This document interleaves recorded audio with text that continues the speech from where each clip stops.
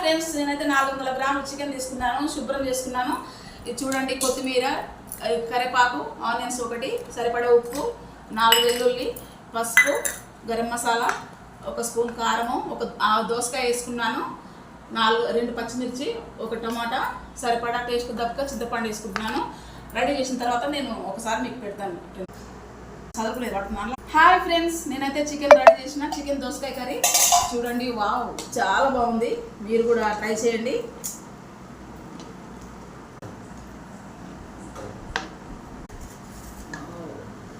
Chicken దోసకాయ curry చాలా చాలా బాగుంది. నేను టేస్ట్ చేసి ఎలా ఉందో చెప్తాను ఫ్రెండ్స్.